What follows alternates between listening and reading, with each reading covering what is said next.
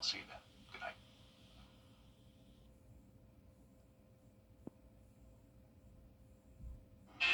We had some light rain today, and this is the beginning of a very unsettled weather pattern that will continue all the way into next week.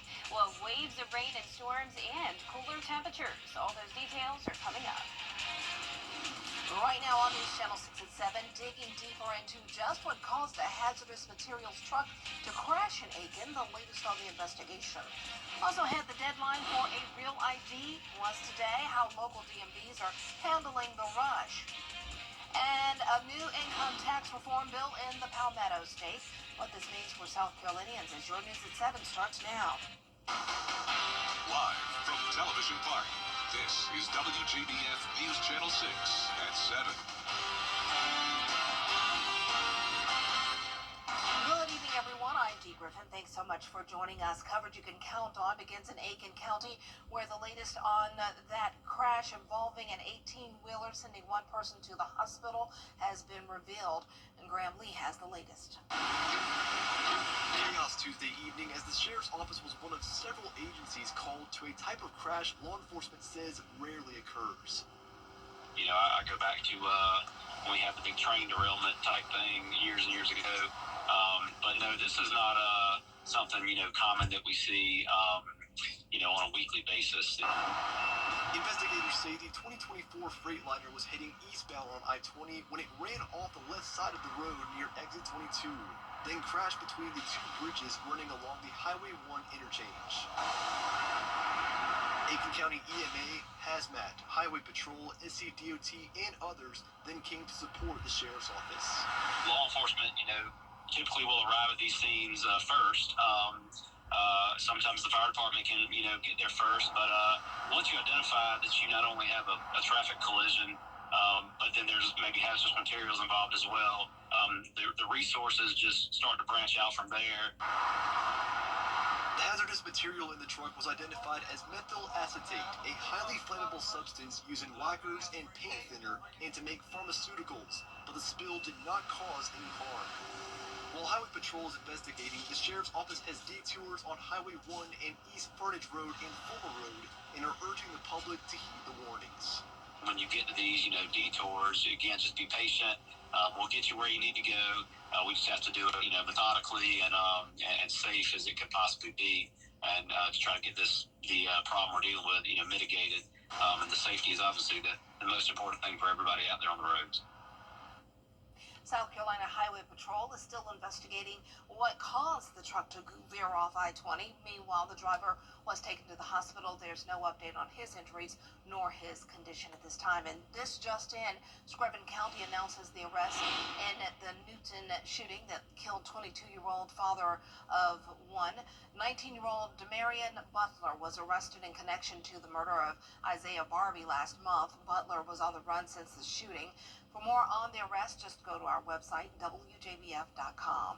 Well, time now for a first look at our weather with Chief Meteorologist Jenna Bertracci. And the ball game is going on, so that means the rain is holding off for now. Yep, it's completely dry, Dee, which is perfect for the game tonight. The Augusta Green Jackets are about to have the first pitch against the Hickory Crawdads. This is game 2 of a week of baseball in store for us, which there is a lot of rain in the forecast this week. This could end up becoming an issue for the Green Jackets as we go into the weekend. But over the next few days, the nighttime hours look pretty dry. So for the game tonight, we're starting out in the lower 70s, then we're going down into the upper 60s. Now, even though it's dry, it will still be mostly cloudy, and these clouds will persist pretty much all week long. Our high today was only 75 because of the cloud cover, so nearly 10 degrees below average, and a low of 53. We picked up on 0.02 inches of rain at Augusta Busch Field. We're at 72 now in Augusta, 69 in Thompson, 75 in Millen. Bamberg, you're at the 70-degree mark. 69 in Crawfordville, but warmer in Sandersville and Waynesboro at 75 degrees. All of us are much cooler than yesterday, especially up in McCormick, 13 degrees cooler. And you can see the dew points are pretty high, upper 50s to low 60s, a lot of moisture around. So even though it's cooler today, it was still pretty muggy feeling outside with winds out of the east. only up to around 6 miles per hour at the highest. And as for our satellite and radar, we did have a few stray showers exit Saluda and Aiken County just an hour ago. The rest of us completely dry. As we zoom out, you can see this warm front lifting to our north. This will warm us back into the middle 80s tomorrow. And notice those chances of rain are sticking around. It's possible that we could even see some strong to severe storms Thursday night into Friday. I'll have a look at your futurecast for that coming up, but back to you, Dee. All right, thanks so much. We'll see you in a few minutes. Today was the last day to get that gold star on your license, the real ID, if you want to fly or go into federal buildings. The DMV expected big crowds as summer travel picks up. About 62% of South Carolina licenses have the gold star. Even without it, though, Homeland Security says you can still fly, just bring extra ID. Some in Aiken were caught off guard. Frequent flyers say it's a must. Several months ago, it was not on TV, but on Facebook and all that your driver's license, if it had, and I'll show, if it had the Elgo logo at the top right corner, it sufficed. Well, you got to have a star. So I had to come and get a star. But they did me a favor. So instead of having to renew my license in 3 years, I got one for 8. If you missed the deadline, don't panic. You still can get the real ID. Just make an appointment. The South Carolina House passed a new income tax reform bill. You may remember previous versions that would mean a big tax increase for South Carolinians. Caroline Yaffa tells us how this new version takes a different approach. South Carolina has the largest income tax rate in the Southeast, but a bill that passed in the House could change that. Currently, South Carolina has a top income tax rate of 6.2%. In the income tax in South Carolina, by putting it into statutory law and requiring the General Assemblies in the future to do so, while also lowering our top marginal rate. Under the latest version of this bill, if you make more than $30,000, you would pay 5.39%. But if you make less than $30,000, you would pay 1.99%. But the rate would decrease over time eventually, leading to no income tax in the Palmetto State. We will then have a flat tax. The triggers then continue down until the rate hits zero. A true historic day for reform in South Carolina. Representative Justin Bamberg proposed an amendment, which he says would immediately make the income tax rate zero, but it was voted down. Taking state income tax to zero now gives people more money to take care of their families. But Representative Brandon Newton says you can't just bring it to zero in South Carolina. It would be a 40% deduction in the state budget in 1 year. I think the way that it was explained by Frank Rainwater in one meeting was everyone could take a prisoner home at night because we couldn't house them in Department of Corrections. Representative Jordan Pace agrees with Bamberg's amendment and says the House should have taken more time to look at the bill and see if they could cut waste in the budget to make up for it. Listen, I'm all about cutting taxes. I'm all about going to zero. My fear is we've rushed this entire thing in the last few weeks. The Senate says they will not take up this bill this year, but will instead wait until next January.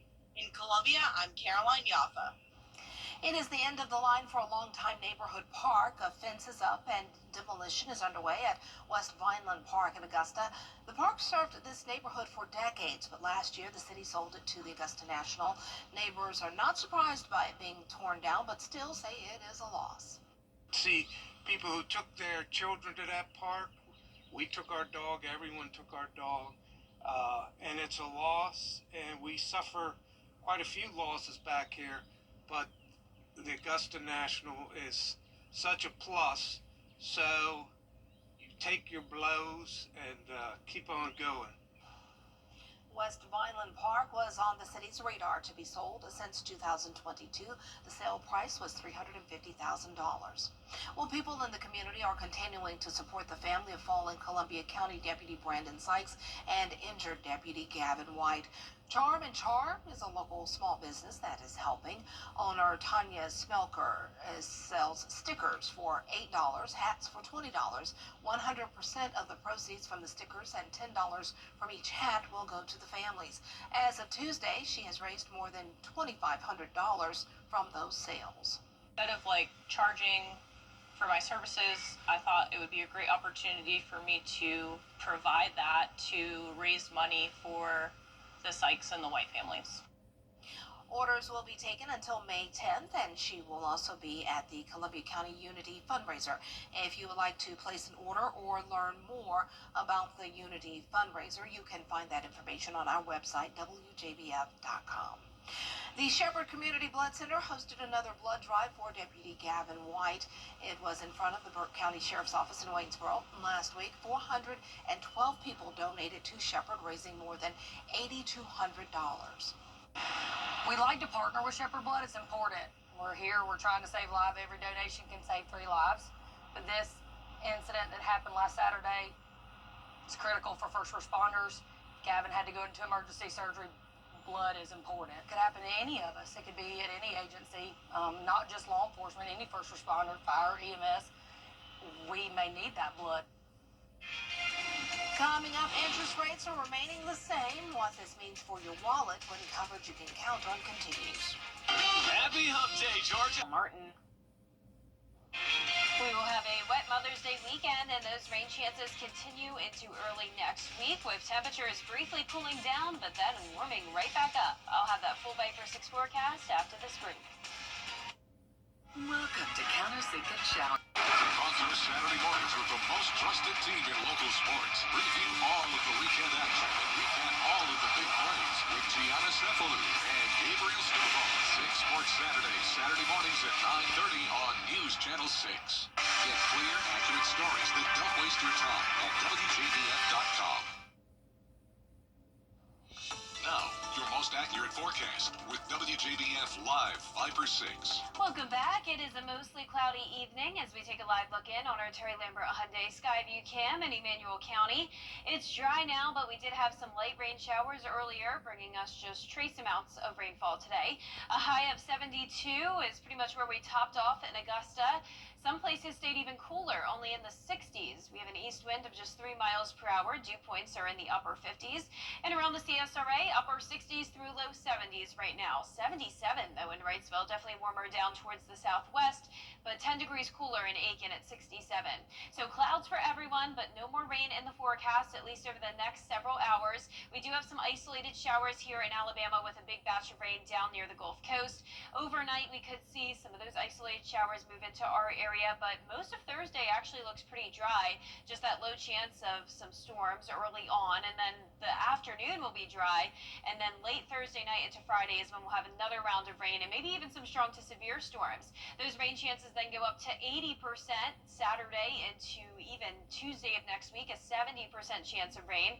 But before we get to that, we're going to see the possibility of strong to severe storms Thursday night into Friday, with those primary threats being the gusty winds and hail. Our futurecast is going to show that as we get to around 10 o'clock on Thursday night. But in the meantime, 5 a.m. on Thursday, not looking bad at all. Just those lingering light showers here and there with the cloud cover persisting for the most part. We could see some peaks of sunshine throughout the day on Thursday and again on Friday. Then here comes the storms around 10, 11 o'clock at night. This continues overnight into early Friday morning around 5 a.m.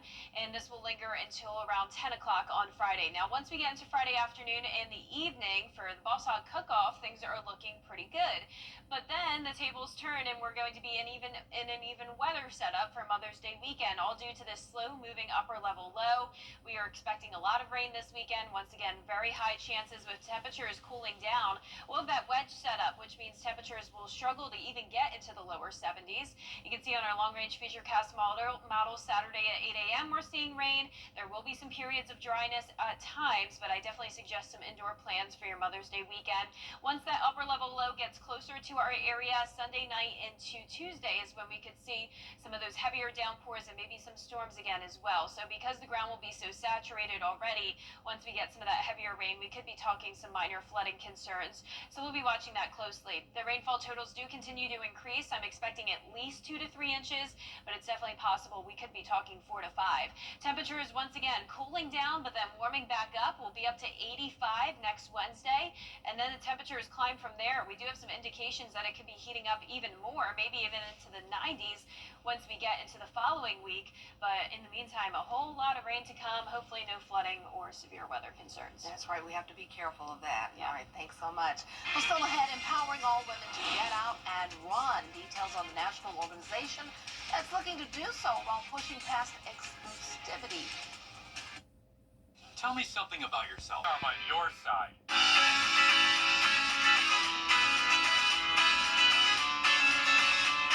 Follow News Channel 6 on Instagram.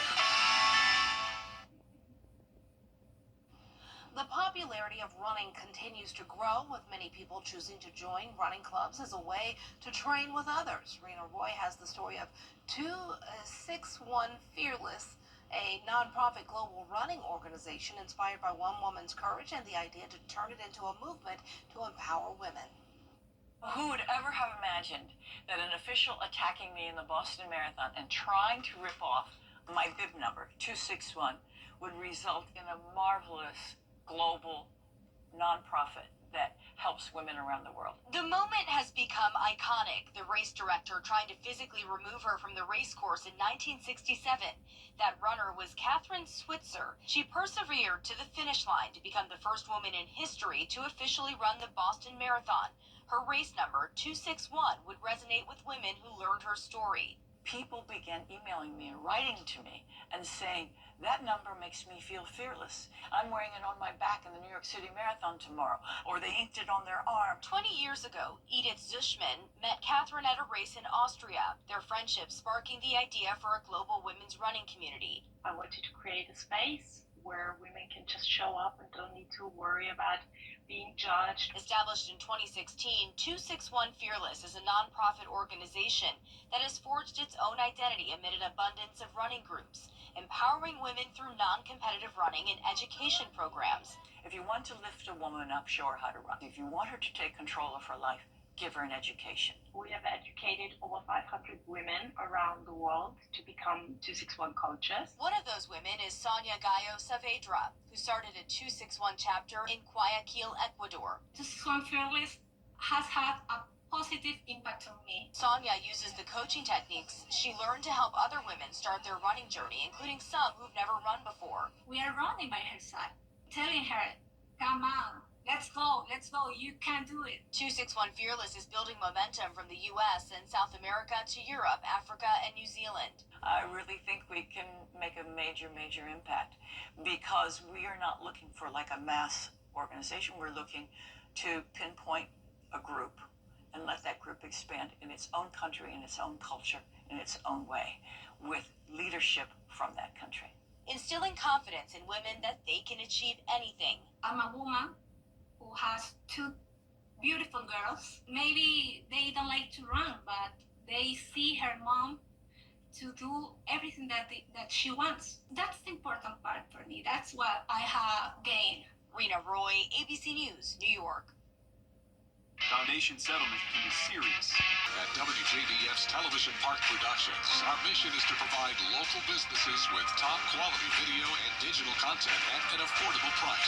With decades of experience, our award-winning creative team will guide you step by step through the creative process, resulting in a successful marketing message for your brand.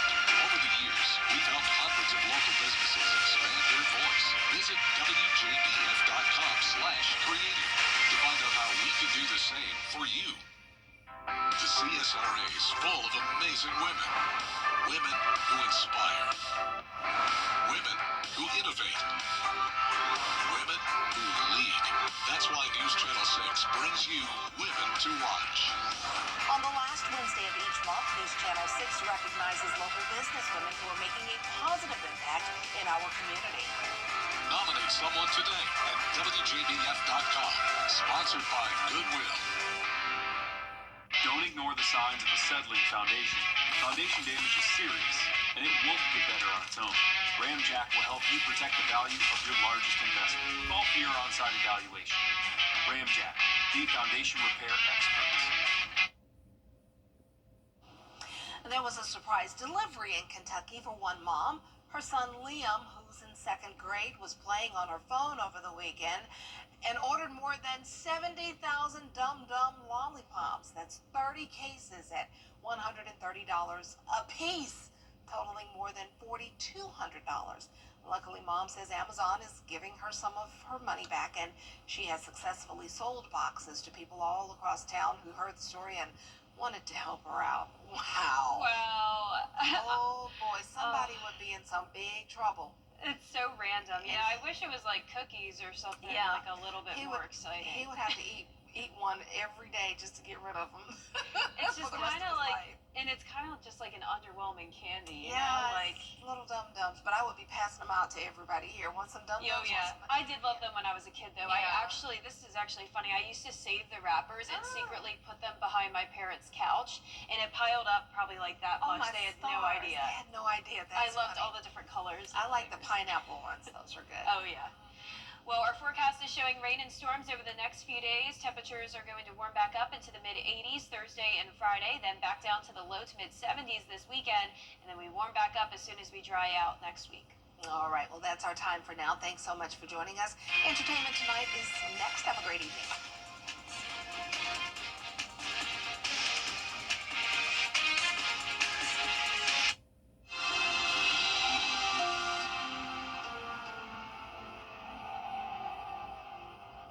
Trust me, people are gonna love the comfort.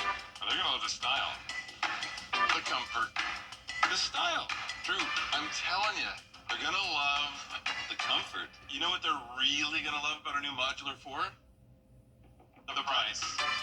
It's our new Modular 4 collection at Rooms to Go. Modern style, maximum comfort, and the flexibility to fit any space. With 3 great colors, countless configurations, and the latest tech. Part of our Drew and Jonathan collection for Rooms to Go. I've had an opportunity to give back beautiful downtown Aiken. Hey, your wife is hot. Yeah, she is. No, not like that, dummy. I mean, she's literally sweating because your AC is on life support. And if you don't call Cool Ray Mechanical soon, things are going to get uncomfortable. We'll have your AC up and running fast, so the only heat you'll feel is the good kind. Cool Ray Mechanical, your rate pro partner, has been keeping homes cool, wives comfortable, and marriages intact since 2006. This spring, There's